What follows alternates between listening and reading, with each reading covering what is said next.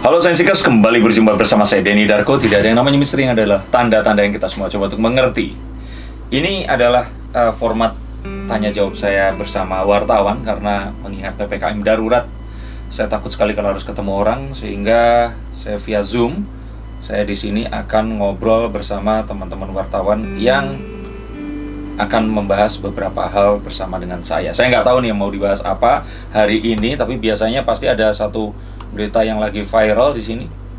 Tapi kan memang banyak nih beberapa artis yang juga akhirnya kalau mendekati hari H, mereka setiap kali diwawancara selalu bilang nanti saja, takut kalau diomongin pamali dan akhirnya bubar atau akhirnya tidak jadi. Dan ini kan ada beberapa yang mungkin kejadian gitu Mas. Nah, apakah ini memang kan juga mungkin orang-orang terdahulu pernah suka bilang pamali gitu. Apakah memang ini hanya jadi sugesti atau memang ya kadang-kadang omongan orang dulu tuh benar adanya gitu loh.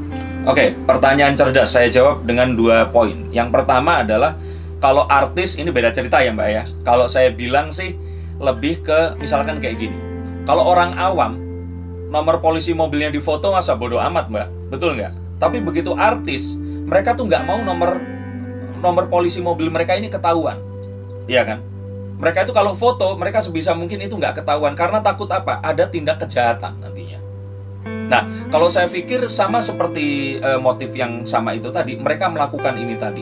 Kalau mereka mengumumkan tanggal pernikahan dan sebagainya, takutnya nanti misalkan nih, tiba-tiba ada orang yang berniat buruk melakukan sesuatu di tempat itu tadi. Orang-orang yang artis, pejabat dan sebagainya, mereka itu nggak mungkin itu mencapai ke titik di mana mereka itu berada tanpa mereka membuat musuh di perjalanannya. Misalkan begini, kamu kerja sekarang di mana, sudah berapa tahun kerja di situ, saya yakin 100% teman kantormu nggak akan suka semua, maksudnya nggak semuanya suka kepada dirimu, pasti ada yang nggak suka, betul kan? Apalagi orang-orang seperti ini. Jadi kalau menurut saya, ini lebih ke masalah keamanan. Nah, tapi yang lebih menarik adalah faktor yang kedua. Kalau saya pikir mereka ini seperti itu adalah karena mereka ini, apa ya Mbak ya? Ada namanya itu buyer remorse lah kalau dalam istilah marketing atau selling. Jadi orang kalau sudah beli barang itu tuh terkadang dia ini menyesal, atau kalau tidak dia pas mau beli barang Mbak, ini tuh kayak menjelang titik akhir dia mau istilahnya membuat komitmen dengan oke, ini misalkan saya mau beli mobil nih, saya punya uang 300 juta, pilihannya ada 5 mobil. Itu mendekati waktu kita mau beli Mbak, kita tuh pasti mikir gini, bener nggak ya? Terus kita browsing, kita nyari tahu kelemahan mobil ini apa, dan akhirnya apa? Semakin mendekati, kita itu malah ketakutan dan akhirnya kita tidak membuat komitmen yang tadinya mau kita berikan. Makanya dari semua kejadian itu tadi yang berulang kali terjadi, orang-orang tua kita dulu melakukan apa yang dinamakan dengan dipingit. Gunanya apa? Biar mereka tuh nggak keluar-keluar harus pengaruhi pikirannya sama orang lain Mbak. Nah, tapi kalau sekarang terjadi dipingit, ya sama aja kalau handphonenya nggak disita. Jadi kalau menurut saya terjadinya hal seperti itu adalah saat kita mau mendekati sesuatu yang kita harus memberikan komitmen, kita itu merasa kalau diri kita ini, bener nggak ya? Jangan-jangan nanti salah, bener nggak ya? Pasti begitu. Sorry, Mbak Yati udah nikah? Belum Mas. Nah, nanti rasain Mbak, pas mau nikah, itu seminggu sebelum nikah, itu pasti itu yang terjadi. Aduh, ini bener nggak ya? Aku akan nikah sampai mati loh. Nanti aku akan sama dia terus loh. Tidur bareng sama dia loh. Dia akan lihat loh aku nanti jeleknya seperti apa. Dia bisa nerima aku nggak ya? Nanti kalau ternyata dia nanti nggak suka lihat aku yang misalkan nih nggak percaya diri tentang apanya, itu pasti akan terjadi Mbak. Dan ini adalah penyebab, kalau saya bilang nggak satu-satunya, tapi yang terbesar saat kita akan mau menikah. Terus tiba-tiba itu semua jadi batal. Mas, ini kan hal semacam ini di luar sana bukan cuma artis aja Mas. Orang-orang di luar sana beranggapan bahwa memang mitos-mitos yang sudah banyak terjadi menjadi kepercayaan orang-orang yang nggak tahu ya, sekarang kan udah zaman milenial, tapi orang itu masih tetap mempercayai hal-hal tersebut Mas. Nah, ini kan netizen juga beranggapan bahwa mungkin karena sudah diumbar, akhirnya pamali itu terjadilah. Mereka tidak bisa melangsungkan pernikahan yang memang sudah digembor-gemborkan terlebih dahulu gitu Mas. Sebelum waktunya akhirnya bubar gitu loh Mas. Dalam artian tidak bisa melaksanakan pernikahan di waktu yang sudah ditentukan. lagi karena memang semua itu pamalnya karena jadi menjadikan sebuah hambatan gitu Mas. Hambatannya ini hal-hal yang tidak seharusnya terjadi, ada hal di luar dugaan yang membuat acara mereka batal gitu. Pertanyaannya? Gimana Mas? Menurut pandangan Mas Denny Darko sendiri gitu, ini seperti apa nih Mas? Buat penjelasan untuk masyarakat di luar sana, supaya masyarakat lebih tahu benar nggak kondisi seperti ini Mas? Oke, untuk para masyarakat yang berpikir seperti itu, saya ucapkan kalian ini kurang kerjaan. Karena sebenarnya yang akhirnya mengumumkan tanggal pernikahan terus akhirnya jadi, menikah dan sampai mati, itu jauh lebih banyak dibandingkan orang-orang yang akhirnya gagal seperti ini. Nah, tapi kita ini kan menyorotinya ke yang kegagalan. Sama kayak misalkan kalau berita baik itu lebih susah untuk diberitakan dibandingkan kegagalan atau sesuatu yang buruk. Kalau ada kecelakaan di pinggir jalan, Mbak, penontonnya tuh lebih banyak, Mbak, dibandingkan kayak misalkan ada orang misalkan bagi-bagi nasi gratis seperti itu. Jadi kalau saya pikir di sini sih, ini apa ya, sakitnya masyarakat kita lah ya. Maksudnya sakit itu masyarakat Asia ini karena kondisi alam yang kita ini enak ini, kita itu kebanyakan waktu akhirnya ngehujat sesuatu yang atau membicarakan sesuatu yang nggak ada faedahnya, unfaedah seperti itu tadi. Jadi kalau boleh saya bilang, ini maaf loh kalau kata-kata saya kurang kontroversial dan nggak bisa dikutip jadi sebuah headline yang menarik di sini, tapi saya pengen memberikan satu edukasi ya, bahwa hal-hal seperti mitos dan sebagainya itu ini harus kita telaah. Dan jangan, kalau menurut saya kan orang-orang yang akhirnya berkomentar di sosial media itu adalah orang-orang yang akhirnya mereka ini punya cukup waktu untuk komen gitu. Dan orang-orang ini memang yang harus diedukasi. Makanya di sini Mbak, saya jadi peramal gitu, karena dengan profesi ini mereka mau mendengarkan saya gitu. Kalau enggak harus jadi seorang Deddy Corbuzier, baru dia akan bisa mendengarkan orang. Tapi kalau enggak, susah Mbak. Ini adalah hal yang, kebayang nggak hal seperti itu dipercayai, diamini, terus inilah yang membuat negara kita sekarang nggak berkembang seperti biasanya. Maksud saya singkat kata begini deh. Dulu pun juga saya lahir tahun 77, usia saya 44 tahun sekarang. Dulu itu kayak punya satu kepercayaan bahwa kalau saya mau melamar seorang anak orang gitu ya, saya harus punya rumah sama mobil dulu Mbak. Tapi sekarang Mbak, anak-anak sekarang, jangan milenial ya. Kalau milenial itu seumuran dirimu lah ya. Kalau saya pikir ini zenial, yang usianya sekarang itu di bawah 30 tahun. Ini mereka itu tidak merasa punya urgensi memiliki rumah dan mobil. Karena mereka sekarang punya sharing platform. Mereka ini bisa either naik saya sebut aja lah ya, Gojek atau Grab seperti itu. Dan kalau rumah, mereka ya sudah, kenapa saya nggak ini aja, misalkan dia sewa rumah, ngontrak rumah. Karena mereka tidak merasa bahwa kepemilikan itu menjadi sebuah aset atau sebuah tolak ukur kesuksesan mereka Mbak. Let's say misalkan begini, kalau saya dulu punya uang 100 juta Mbak, itu pasti saya akan coba untuk masukkan untuk DP rumah.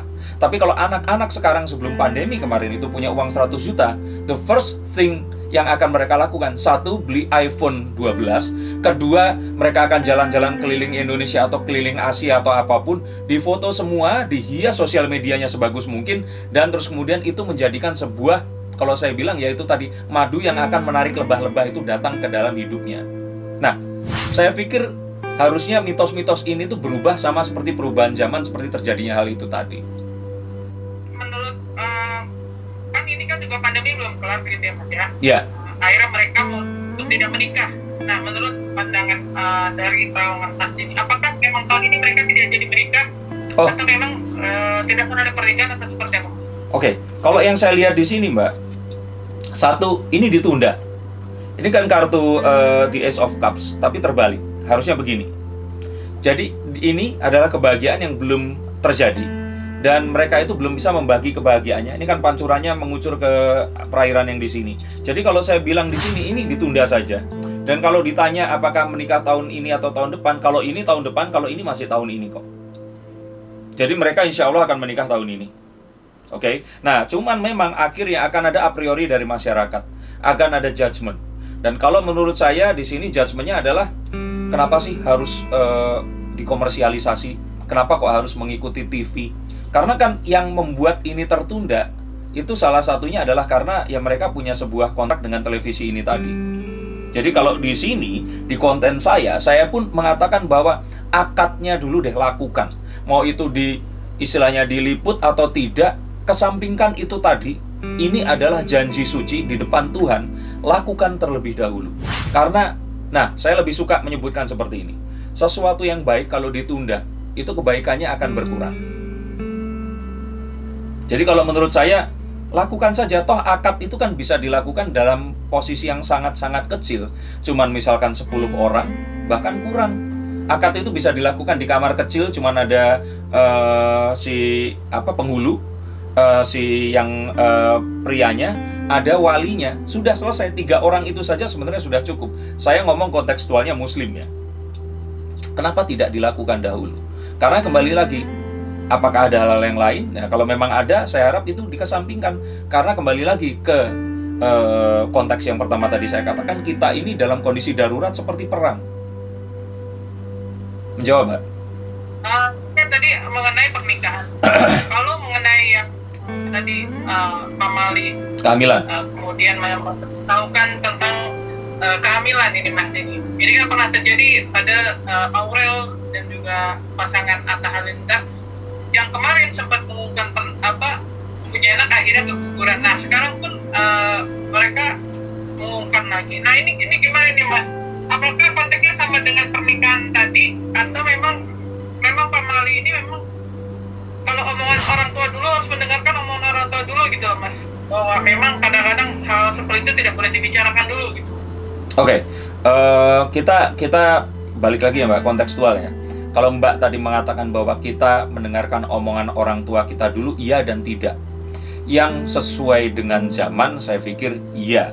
Yang tidak sesuai, ya saya pikir itu sudah ketinggalan zaman. Nah, dalam hal ini, kalau menurut saya, pamali dengan mengatakan hal tersebut tadi, menurut pendapat pribadi saya, itu hanya isapan jempol. Kalau ternyata niatnya itu positif, ingin didoakan oleh orang lain, ingin menginspirasi orang-orang yang pernah keguguran untuk segera punya anak lagi, ingin mengajak anak-anak muda yang seumur mereka yang cuman pacaran lontang-lantung kesana kemari ngajakin pacarnya tapi urusannya nggak jelas menikah atau tidak, untuk segera menikah dan punya anak. Nah, kalau seperti itu Mbak, saya pikir kontekstual ini harus dilakukan.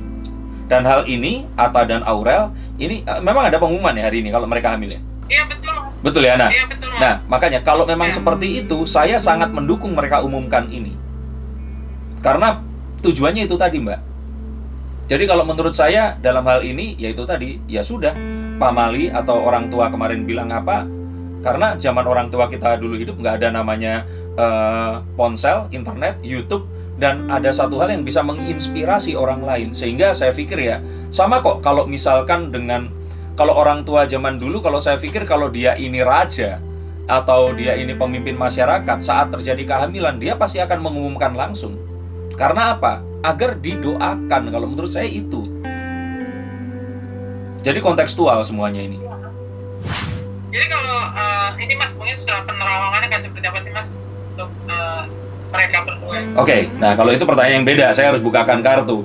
Oke, kita akan lihat tentang Atta dan Aurel ya, akan seperti apa ya? Iya betul Mas. Yang pertama ada kartu The Empress. Ini seorang wanita duduk menggunakan jubah yang dia ini bermotifkan pomegranate atau buah delima. Ini buah tentang kesuburan. Di kepalanya itu ada bintang-bintang yang berjumlah 12 yang mengatakan bahwa setiap bulan dalam kehamilan itu dia akan diberikan satu kesehatan. Jadi kalau boleh saya bilang, ini adalah kehamilan yang lebih baik, lebih kuat, dan muncul kartu strength, kartu kekuatan. Yang saya lihat ini adalah satu hal positif yang akan mereka hadapi.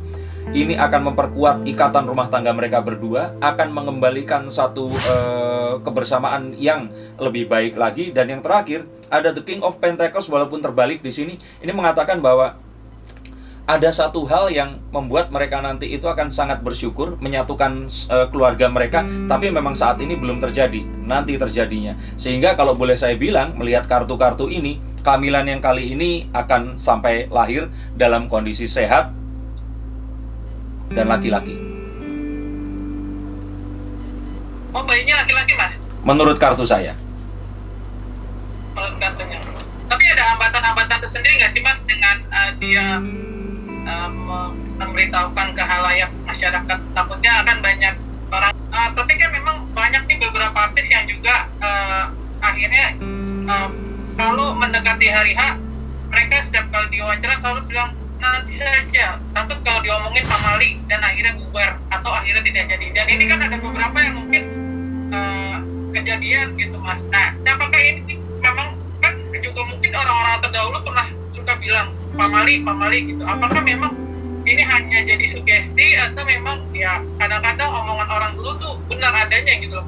Oke, pertanyaan cerdas saya jawab dengan 2 poin. Yang pertama adalah kalau artis ini beda cerita ya Mbak ya. Kalau saya bilang sih lebih ke misalkan kayak gini.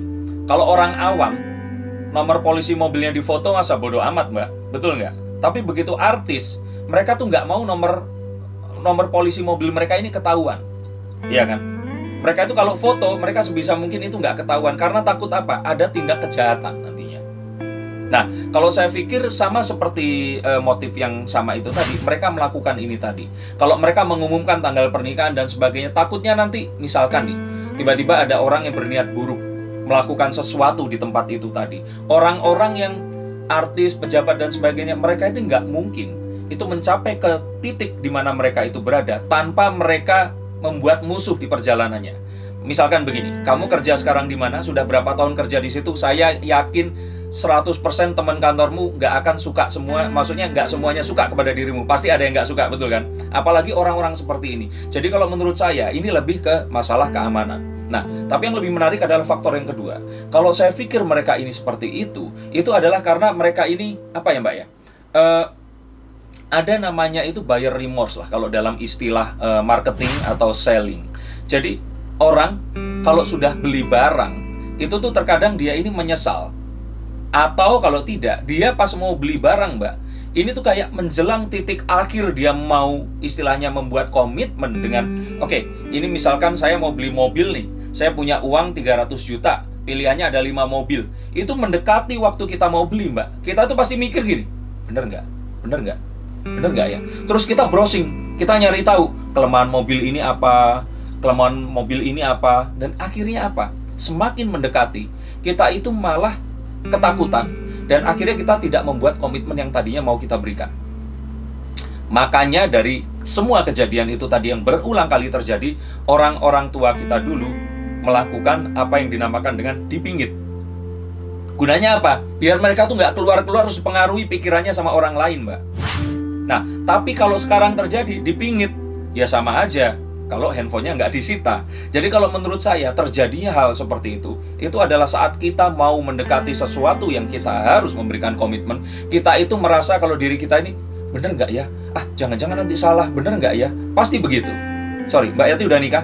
Belum Mas. Nah, nanti rasain Mbak, pas mau nikah, itu seminggu sebelum nikah, itu pasti itu yang terjadi. Aduh, ini bener nggak ya? Aku akan nikah sampai mati loh. Nanti aku akan sama dia terus loh. Tidur bareng sama dia loh. Dia akan lihat loh aku nanti jeleknya seperti apa. Dia bisa nerima aku nggak ya? Nanti kalau ternyata dia nanti nggak suka lihat aku yang misalkan nih nggak percaya diri tentang apanya, itu pasti akan terjadi.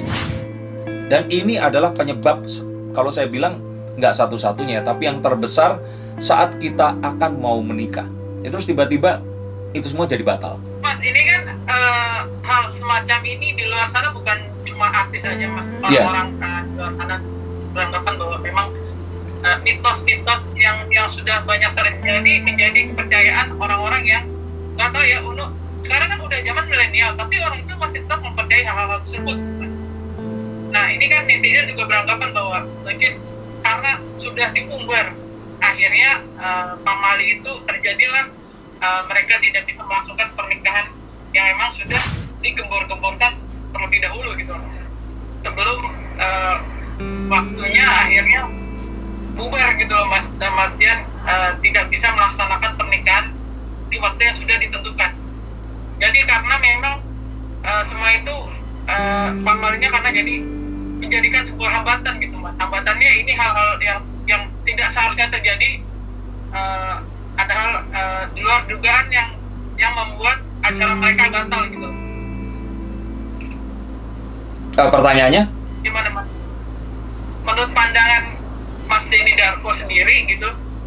Ini seperti apa nih Mas? Buat penjelasan untuk masyarakat di luar sana, supaya masyarakat lebih tahu benarkah kondisi seperti ini Mas? Untuk para masyarakat yang berpikir seperti itu, saya ucapkan kalian ini kurang kerjaan. Karena sebenarnya yang akhirnya mengumumkan tanggal pernikahan terus akhirnya jadi, menikah dan sampai mati itu jauh lebih banyak dibandingkan orang-orang yang akhirnya gagal seperti ini.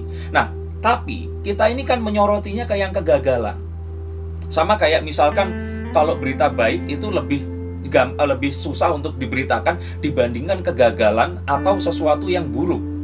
Kalau ada kecelakaan di pinggir jalan, Mbak, penontonnya tuh lebih banyak, Mbak, dibandingkan kayak misalkan ada orang misalkan bagi-bagi nasi gratis seperti itu. Jadi kalau saya pikir di sini sih ini sakitnya masyarakat kita lah ya. Maksudnya sakit itu masyarakat Asia ini karena kondisi alam yang kita ini enak ini, kita itu kebanyakan waktu akhirnya ngehujat sesuatu yang atau membicarakan sesuatu yang nggak ada faedahnya, unfaedah seperti itu tadi. Jadi kalau boleh saya bilang, ini maaf loh kalau kata-kata saya kurang kontroversial dan nggak bisa dikutip jadi sebuah headline yang menarik di sini, tapi saya pengen memberikan satu edukasi ya, bahwa hal-hal seperti mitos dan sebagainya itu ini harus kita telaah. Dan jangan, kalau menurut saya kan orang-orang yang akhirnya berkomentar di sosial media itu adalah orang-orang yang akhirnya mereka ini punya cukup waktu untuk komen gitu. Dan orang-orang ini memang yang harus diedukasi. Makanya di sini Mbak, saya jadi peramal gitu, karena dengan profesi ini mereka mau mendengarkan saya gitu. Kalau enggak harus jadi seorang Deddy Corbuzier, baru dia akan bisa mendengarkan orang. Tapi kalau enggak susah Mbak. Ini adalah hal yang, kebayang nggak hal seperti itu dipercayai, diamini, terus inilah yang membuat negara kita sekarang nggak berkembang seperti biasanya. Maksud saya singkat kata begini deh. Dulu pun juga saya lahir tahun 77, usia saya 44 tahun sekarang. Dulu itu kayak punya satu kepercayaan bahwa kalau saya mau melamar seorang anak orang gitu ya, saya harus punya rumah sama mobil dulu Mbak. Tapi sekarang Mbak, anak-anak sekarang jangan milenial ya. Kalau milenial itu seumuran dirimu lah ya. Kalau saya pikir ini zenial, yang usianya sekarang itu di bawah 30 tahun. Ini mereka itu tidak merasa punya urgensi memiliki rumah dan mobil. Karena mereka sekarang punya sharing platform. Mereka ini bisa either naik saya sebut aja lah ya, Gojek atau Grab seperti itu. Dan kalau rumah, mereka ya sudah, kenapa saya nggak ini aja, misalkan dia sewa rumah, ngontrak rumah. Karena mereka tidak merasa bahwa kepemilikan itu menjadi sebuah aset atau sebuah tolok ukur kesuksesan mereka Mbak. Let's say misalkan begini, kalau saya dulu punya uang 100 juta Mbak, itu pasti saya akan coba untuk masukkan untuk DP rumah. Tapi kalau anak-anak sekarang sebelum pandemi kemarin itu punya uang 100 juta, the first thing yang akan mereka lakukan, satu, beli iPhone 12.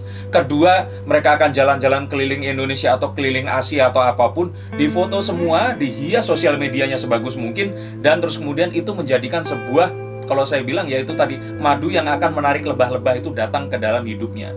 Nah, saya pikir harusnya mitos-mitos ini tuh berubah sama seperti perubahan zaman, seperti terjadinya hal itu tadi. Menurut kan ini kan juga pandemi belum kelar gitu ya Mas ya. Iya. Akhirnya mereka untuk tidak menikah.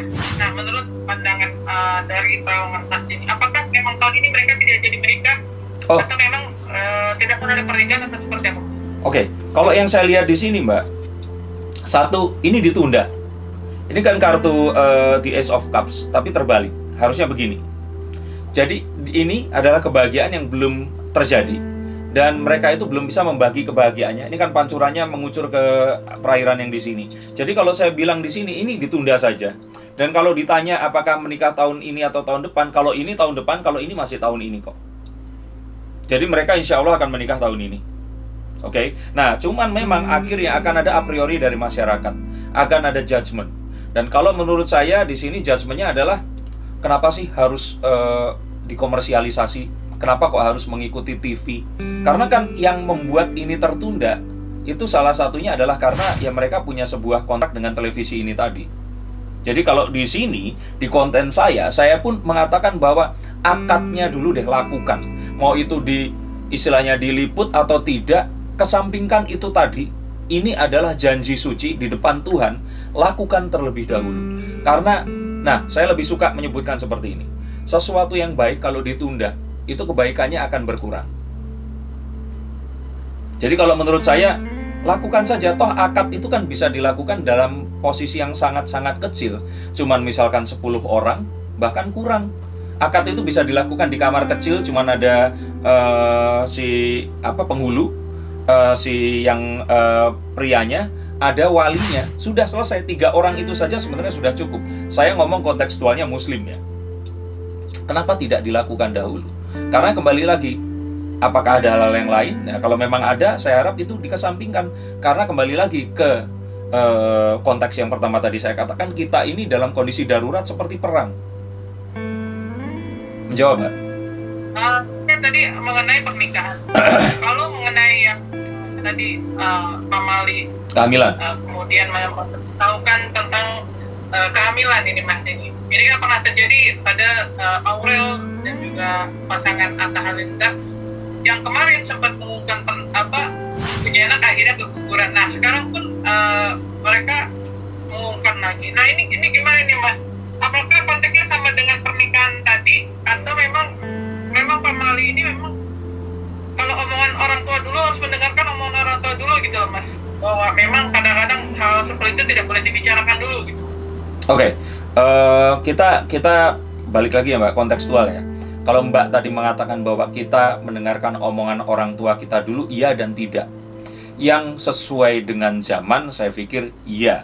Yang tidak sesuai, ya saya pikir itu sudah ketinggalan zaman. Nah dalam hal ini, kalau menurut saya, pamali dengan mengatakan hal tersebut tadi, menurut pendapat pribadi saya, itu hanya isapan jempol. Kalau ternyata niatnya itu positif, ingin didoakan oleh orang lain, ingin menginspirasi orang-orang yang pernah keguguran untuk segera punya anak lagi, ingin mengajak anak-anak muda yang seumur mereka yang cuman pacaran lontang-lantung kesana kemari ngajakin pacarnya tapi urusannya nggak jelas menikah atau tidak untuk segera menikah dan punya anak. Nah kalau seperti itu Mbak, saya pikir kontekstual ini harus dilakukan.